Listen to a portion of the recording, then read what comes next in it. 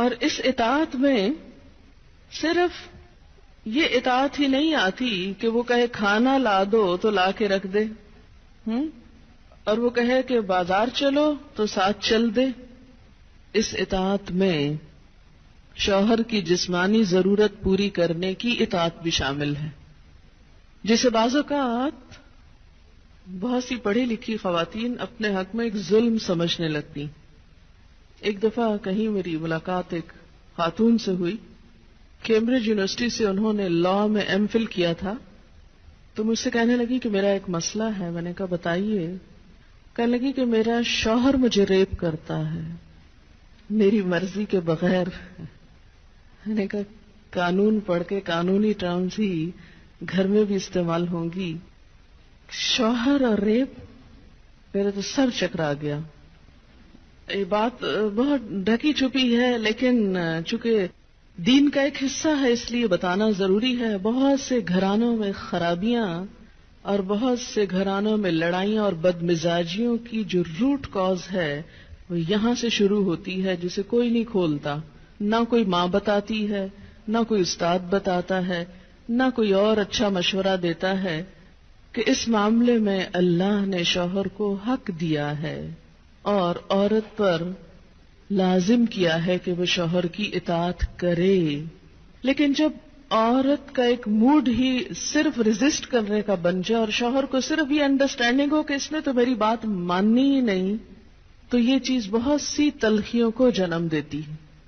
ایسے میں عورت اور مرد کے مزاج میں چونکہ قدرتی فرق ہے، بعض اوقات شوہر کی جو ڈیمانڈ ہوتی ہے عورت نہیں پوری کر سکتی، یا عورت کا مزاج اس سے مختلف ہے، یا عورت اس کو اپنے لیے ایک مصیبت اور بوجھ سمجھتی ہے، تو بھی اس موقع پر اطاعت کہ اللہ کا حکم ہے، اور اگر میرا دل نہیں بھی چاہ رہا تو میرے رب کی رضا اس میں ہے، مجھے اس سے جزا چاہیے، صرف اپنی مرضی نہیں۔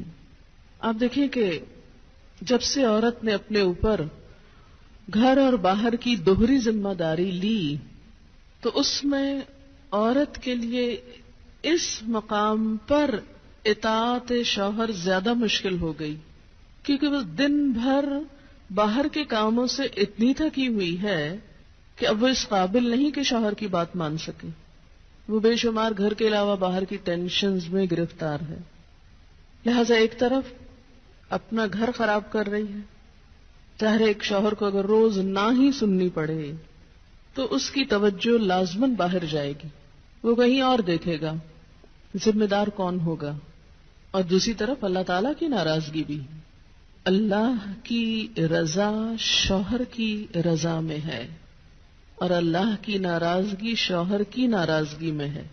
ہاں یہ الگ بات ہے کہ اگر شوہر ناروا زیادتی کرتا ہے اور بالکل بے رحم ہے یا ایسا کو مطالبہ کرتا ہے کہ جو ناجائز میں آتا ہے، وہ تو نہیں پورا کرنا، جیسے آپ کو بتایا گیا کہ فطری طریقے کے علاوہ کوئی بھی ایسا طریقہ، خواہ وہ شوہر اور بیوی کے درمیان ہی کیوں نہ ہو، اسے حرام قرار دیا گیا، چاہے وہ عمل قوم لوط سے ملتا ہو یا اورل سیکس ہو، یہ تو ناجائز ہے ہی، لیکن فطرت کے دائرے میں۔ اور اس میں بنیادی چیز جو باہم کاؤنٹ کرتی ہے وہ باہم ایک دوسرے کے ساتھ کوآپریٹ کرنا ہے، ایک دوسرے کے مزاج کو سمجھنا ہے اور ایک دوسرے کے ساتھ تعاون ہے۔ لیکن آپ دیکھیں کہ ہمیشہ آئیڈیل صورتحال نہیں ہوا کرتی، ہر شخص اتنا کنسیڈریٹ نہیں ہوتا، لیکن اللہ تعالی نے عورت کو جہاں شوہر کو باہر کی مشقت دی نا، کتنی مشقت ہوتی ہے گرمی میں، دھوپ میں۔ اب مثلاً ہر شخص کا ایئر کنڈیشنڈ آفس تو نہیں ہے کہ وہ وہاں بیٹھ کے کام کر رہا ہے، بہت سے مرد سڑکوں پہ سڑکیں بنا رہے ہیں دھوپ میں کھڑے ہو کر، کچھ کھیتوں میں کام کر رہے ہیں، کٹائیاں کر رہے ہیں فصلوں کی، کوئی اور مکان بنا رہے ہیں، دھوپ میں کام کر رہے ہیں۔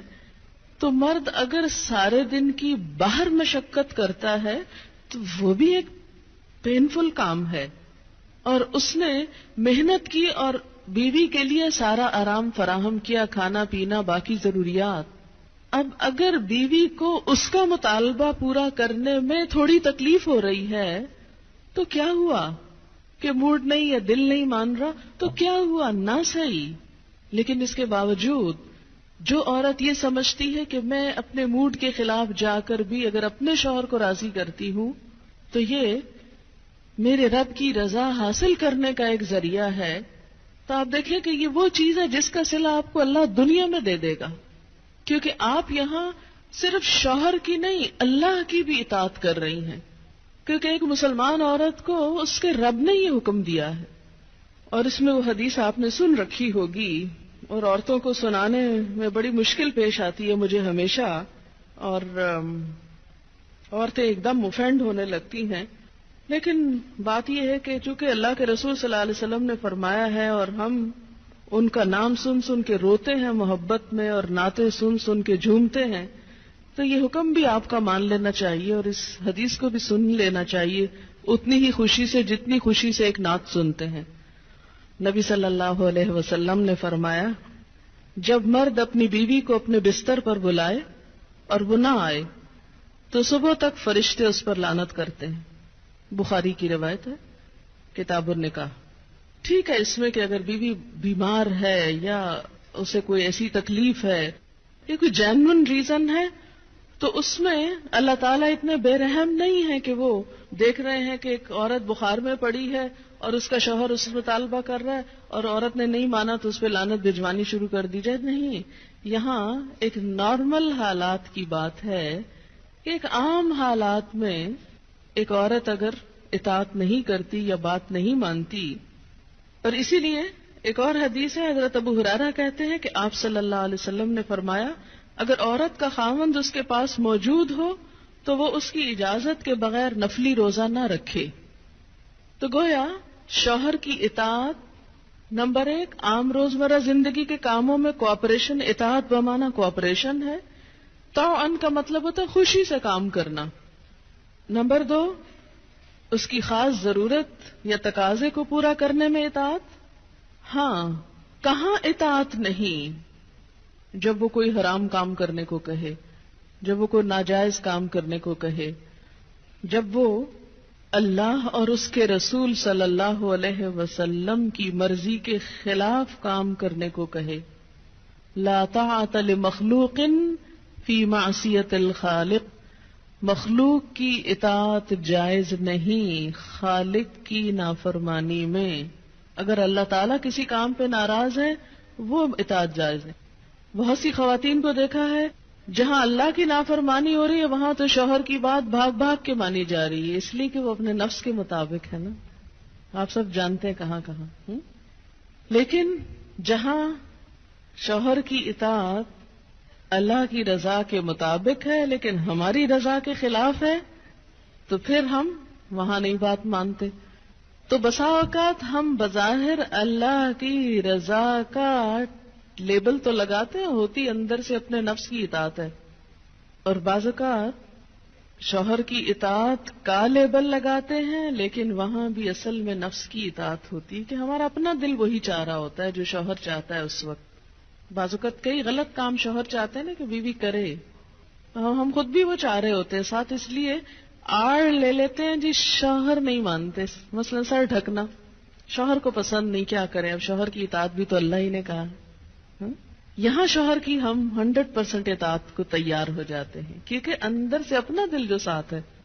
لیکن جب رات کو شوہر بلائے تو وہاں اپنا دل نہیں، لہذا چاہے اللہ تعالیٰ کتنا ہی فرمائے سب اطاعت بھول جاتے ہیں.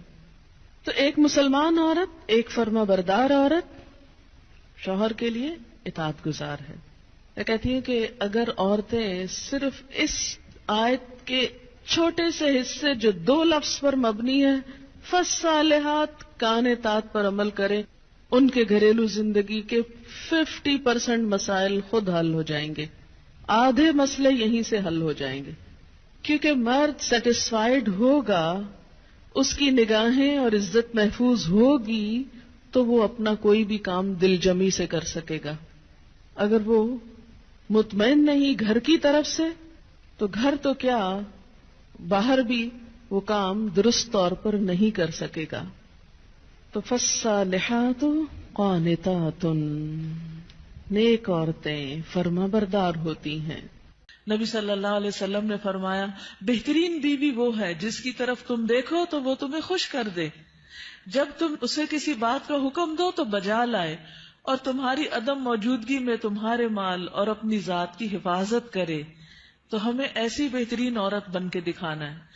رسول اللہ صلی اللہ علیہ وسلم نے فرمایا اللہ تعالیٰ اس عورت کی طرف نظر رحمت سے نہیں دیکھتا جو خاوند کی شکر گزاری نہیں کرتی، حالانکہ وہ اس سے بے نیاز نہیں ہو سکتی، اس کے بغیر رہ بھی نہیں سکتی، لیکن جب وہ ہوتا ہے تو اس سے وہ صرف لڑائی کرتی رہتی اور گلے شکوے کرتی رہتی، کمپلینٹس، ہر چیز میں کمپلینٹس. تو شوہر بھی چاہے اس کے پاس کتنی بھی جسمانی طاقت ہے یا مالی طور پر بہت سٹیبل ہے، وہ انسان ہے، ہیومن بینگ ہے، وہ بھولتا بھی ہے، وہ غلطی بھی کرتا ہے. تو ایسی چیزوں کو اگنور کر دینا چاہیے.